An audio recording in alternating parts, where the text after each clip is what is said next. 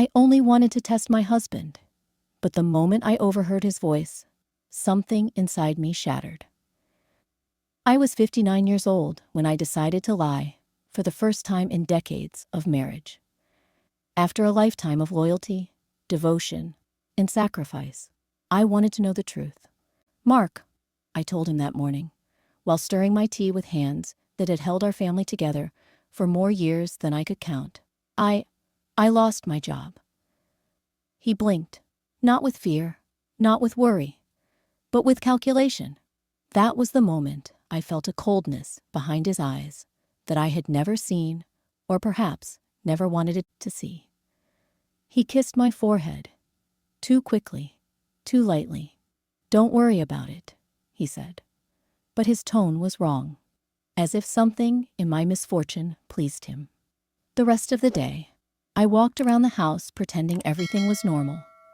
But inside, I felt like a woman standing on the edge of a cliff, waiting for the ground to decide whether it would hold her or crumble beneath her feet. And that night, when he thought I was asleep, I heard him whispering on the phone.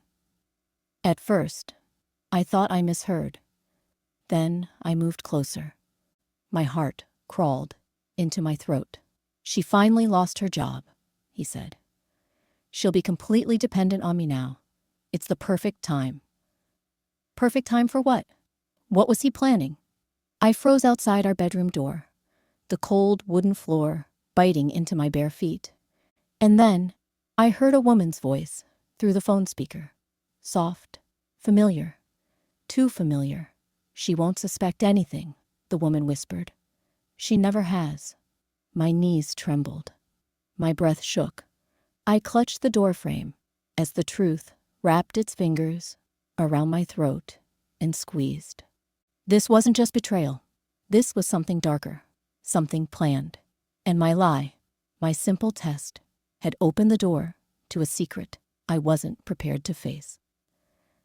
And in that moment, at almost 60 years old, I realized I had never truly known the man I called my husband.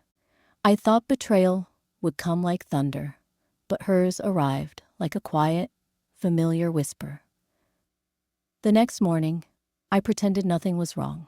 At 60 years old, I had mastered the art of silence, the same silence that raises children, protects a marriage, and swallows 1,000 heartbreaks without ever making a sound. But inside me, something sharp had awakened. A voice I thought I had buried decades ago. A voice that told me, "Look, listen, don't trust anything." Mark left early, claiming he needed to help a friend with a project. I watched him grab his keys the same way a man grabs an escape route. When the door closed behind him, I finally let myself breathe. I replayed the woman's voice in my mind. So soft, so warm, so dangerously familiar. I walked to my old cedar drawer, the one where I kept letters, postcards, and fading photographs, pieces of a life I once thought was stable. There she was, smiling from a picture taken 3 summers ago during a barbecue at our house. Lydia, my friend, my neighbor, a woman who hugged me too tightly when her husband died. A woman I invited into my home when she said she felt lonely. I felt the room tilt. I grasped at the table to steady myself.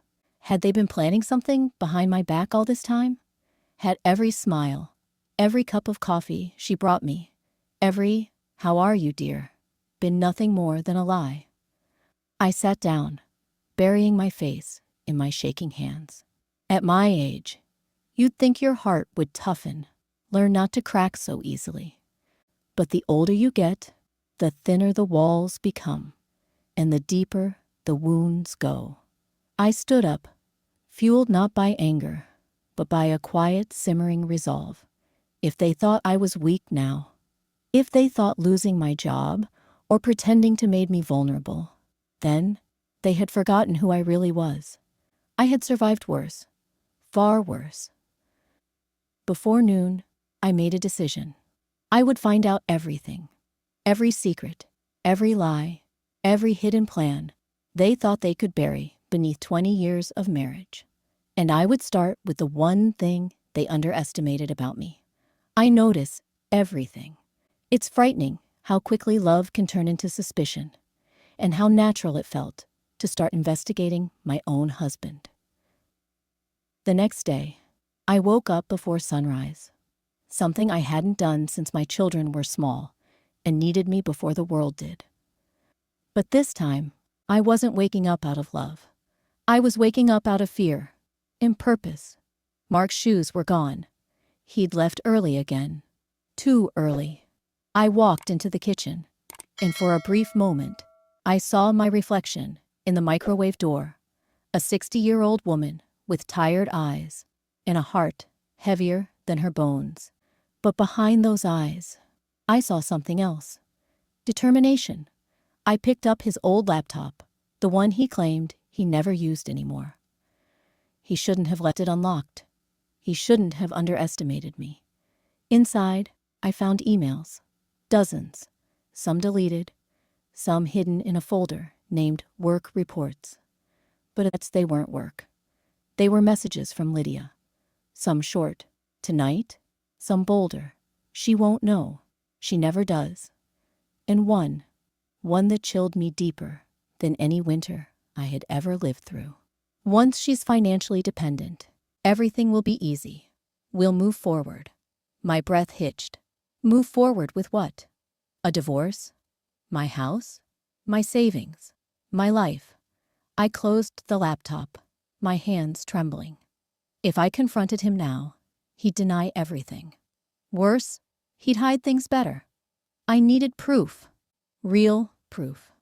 So I followed the instinct that comes only with age and pain. I decided to watch and wait.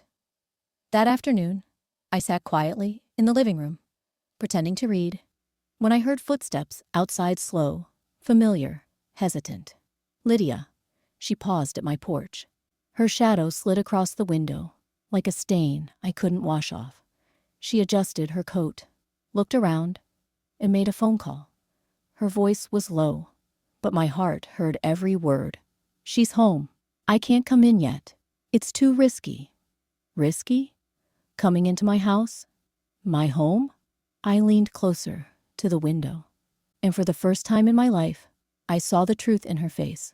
A truth I had been too trusting, too soft, too blind to see before. This was no accident. No simple affair. This was a plan. A slow, calculated dismantling of the life I had built. But they didn't realize something important. A woman my age doesn't break easily. She learns, and she strikes when no one is watching. Sometimes the truth doesn't scream. It waits quietly in a drawer, inside an envelope with your name on it. The day after Lydia appeared on my porch, I felt something shift in me. A coldness, a steadiness, the kind of strength you only earn after decades of surviving other people's storms. I decided to search the house, not out of paranoia, but out of a growing certainty that the life I had lived wasn't the life I thought it was. Mark kept a small metal box in his study, one he never let me touch. He claimed it held old receipts and warranty papers. But I had been a wife long enough to know when a man lies about something small, it hides something big. The box wasn't locked. He really did underestimate me. Inside, between faded tax forms and a spare house key, I found it. An envelope with my name written in his handwriting. My stomach dropped. I opened it with shaking fingers. Inside were documents, cold, clean, printed pages. Pages that told a story far darker than an affair. The first was a financial report. My life insurance policy, recently increased. The next page was worse. A transfer authorization with both our names on it, except the signature next to mine wasn't mine. Forged. Cleanly. Confidently. I pressed a hand against my chest. I felt my pulse fight to stay steady. There was more. Emails printed out. Conversations between Mark and an unknown lawyer. Discussions about financial restructuring, asset transition, and post-loss procedure. Post-loss. Loss of what? Loss of me? I sank into his desk chair, the papers shaking in my hands. It wasn't about divorce. It wasn't even about Lydia. This was about control. About money. About replacing me. I don't know how long I sat there before I heard the crunch of tires on gravel outside. Mark was home early. I shoved the papers back into the envelope and returned the box to its place. My breath came in short, shallow waves. I wasn't ready to confront him. Not yet. Not without a plan. He walked in with that easy smile he always used when he wanted me calm. But now I knew the truth behind it. My husband had prepared a future that didn't include me at all. And for the first time in a long time, I felt no fear, only purpose, only resolve, only the sharp, steady heartbeat of a woman who has nothing left to lose. A woman who has been betrayed stops fearing danger, she starts tracking it.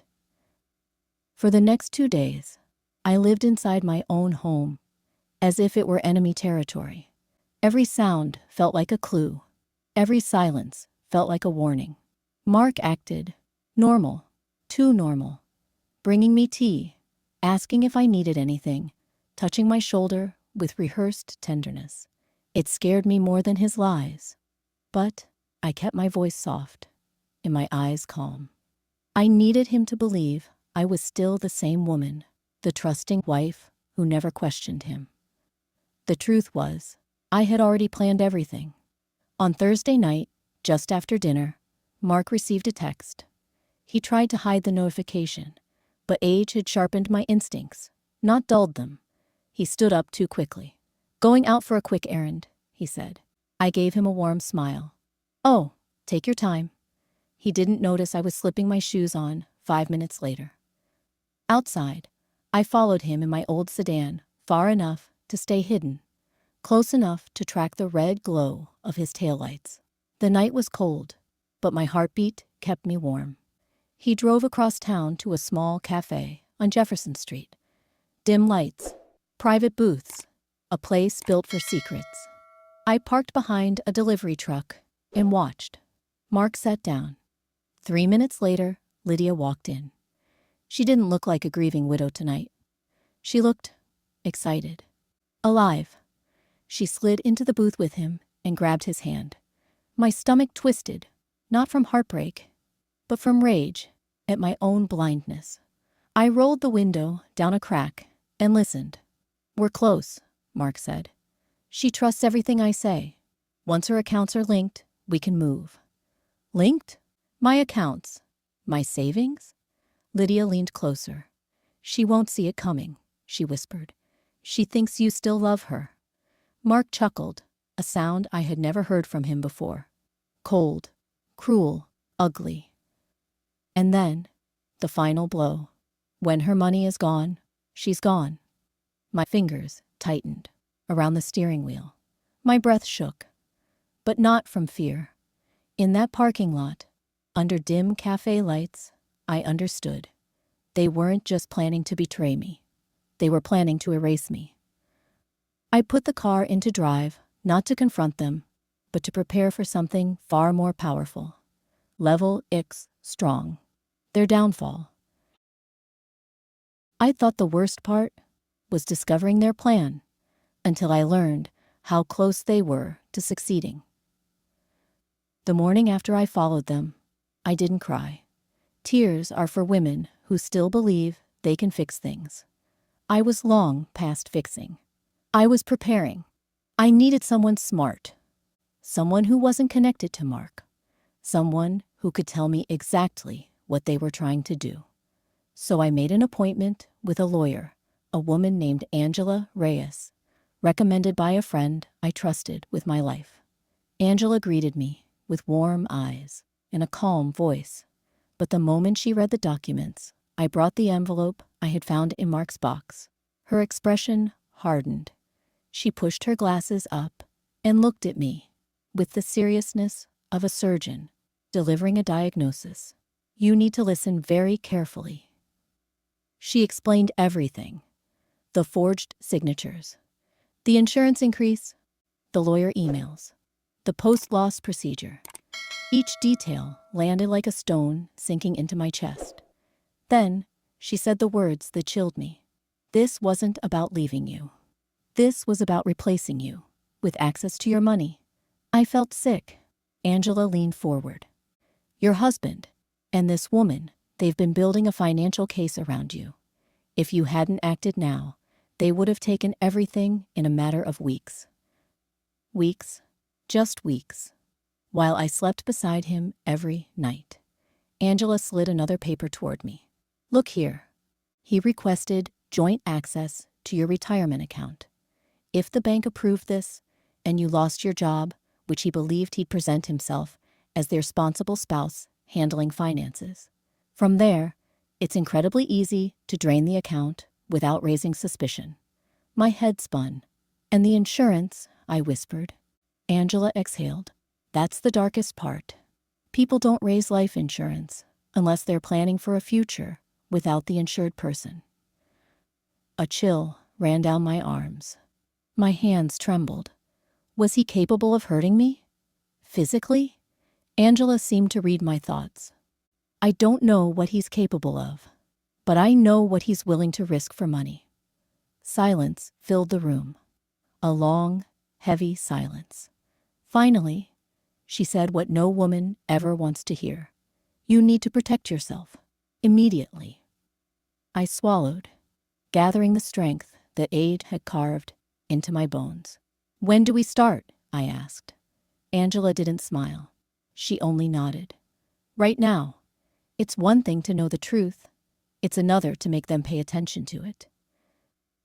After the meeting with Angela, I felt a strange combination of fear and exhilaration. Fear of what could happen if I misstepped. Exhilaration, because for the first time, I had a plan. I didn't confront Mark immediately. Instead, I let him think that nothing had changed. That I was still the trusting, unsuspecting wife he had always relied on. But every day, I prepared. I studied the emails. I memorized the patterns of his daily routines. I mapped out Lydia's visits. Angela helped me create a paper trail that would be undeniable. Every bank transfer, every suspicious document, every email they might try to delete, I made sure there would be proof. The night I set the trap, I stayed awake long after Mark went to bed. I left my laptop unlocked on the living room table. The folder named Work Reports was right there. I had prepared an email draft, a direct copy of one Lydia had sent him. But this time, I sent it to Angela instead of him. Then, I positioned cameras in the common areas, subtle, hidden, capturing everything without them realizing. When Mark and Lydia met the next afternoon at the cafe, I already knew what to expect. But I didn't just follow them. I recorded, documented, and timed every movement. By the time they returned home that evening, I was ready. I greeted Mark with a calm smile, carrying a glass of water as if nothing had happened. Inside, I felt like a general on the battlefield, every nerve alert, every thought precise. Everything's fine, I said, voice soft. But inside, I knew the battle had already begun. I allowed Lydia to enter, unaware that the entire house was watching. Every gesture, every word, every whispered plan was being recorded, cataloged, and saved. By the end of the night, I had everything I needed. Mark's lies, Lydia's complicity, the proof of their plan to steal, manipulate, and erase me. And for the first time in decades, I felt fully in control. Not just surviving, but winning. Sometimes, the most powerful confrontation is the one they never see coming. Time =1S. By the 8th day of my operation, I had all the evidence I needed. Emails, messages, surveillance footage, bank documents, every thread connecting Mark and Lydia to their plan. I could have confronted them. I could have screamed, cried, begged whatever reaction would satisfy the moment. But power doesn't come from emotion. power comes from preparation and timing. Mark walked in that evening, as calm and casual as always. I greeted him with a warm smile, poured him a glass of wine, and asked about his day. He didn't suspect a thing. Not the cameras, not the files I had emailed to Angela, not the silent army of evidence standing ready to destroy the foundation of his lies. Lydia arrived shortly after. Her smile was radiant, her steps confident. She had no idea what awaited her in the shadows of their betrayal. I invited her in, offered her a seat, and served tea like I had for countless visitors over the years. Inside, I was calm, patient, every word measured, every glance calculated. And then the phone rang. Angela's voice came through. "Send them to me. Everything's ready." I let the phone sit on speaker. Mark glanced at it, puzzled. Lydia's face paled slightly, the first crack in their confidence. Minutes later, 2 detectives arrived at the door. The look of shock on their faces was priceless. Mark's lips parted, no words coming. Lydia's hand flew to her mouth. "Everything you planned, every secret, every lie, has been documented," I said softly. "You won't erase me. You won't take what's mine." They stammered, tried to deny, tried to charm, tried to manipulate. It didn't work. The law, evidence, and truth stood between them and their ambitions. And in that moment, I realized something profound. Time equals sign 0.5s. You don't always need to confront betrayal with anger. Sometimes, preparation is confrontation. And justice doesn't scream. It quietly arrives. I had survived. I had won. The hardest part of surviving betrayal isn't catching the betrayers. It's learning to live again. After the confrontation, though it never really needed my words, the house felt strangely quiet. Mark and Lydia were gone, taken by law enforcement. The whispers of their lies, their plots, their deceit were replaced by silence. I walked through the rooms of my home, touching surfaces, remembering what had been mine all along. Not just the furniture, the carpets, or the curtains, but my life, my dignity, my strength. It was time to pick up the pieces. I went to the study first. The metal box was still there, now just a container of old memories and lessons learned.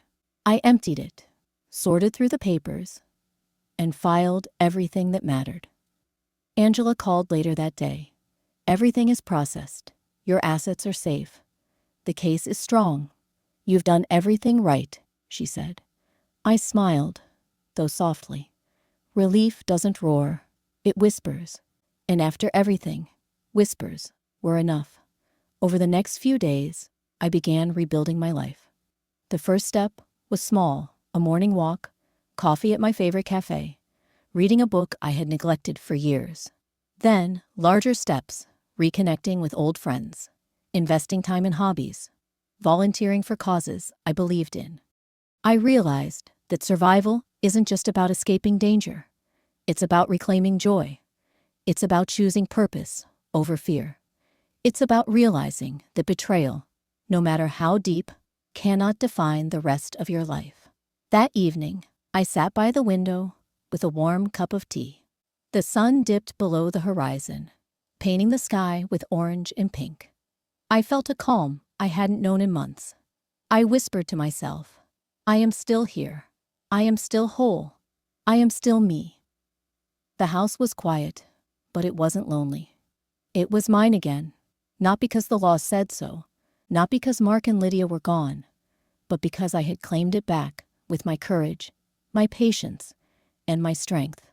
And for the first time in years, I smiled freely, not out of relief, but out of triumph.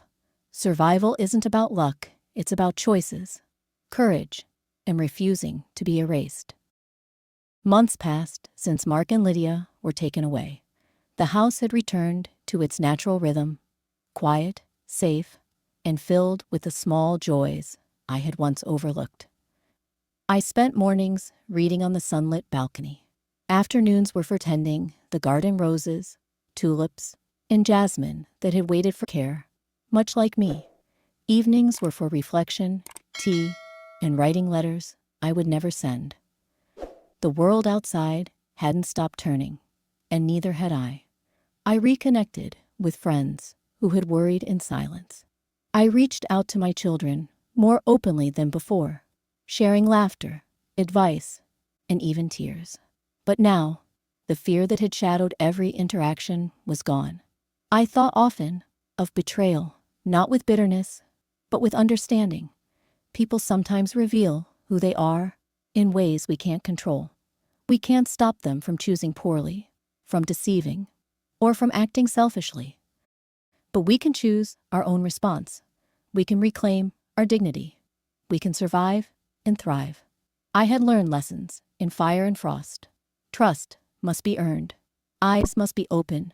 And courage can be quiet, but unyielding. One evening, as the sun dipped low, painting the walls golden, I sat with a notebook in hand. I wrote, not for anyone else, but for me. I am 60 years old, but I am alive, whole, and stronger than ever. My life belongs to me. My happiness, my choices, my voice, they are mine. The past would always be there, a shadow in the corners, a whisper in memory. But it no longer controlled me. I had faced betrayal, danger, and deceit, and I had emerged intact, with wisdom and courage to spare. For the first time in decades, I felt the kind of freedom that doesn't shout. It doesn't roar. It simply is. And as I closed my notebook and looked out at the horizon, I whispered to myself, I survived. I conquered. I am free.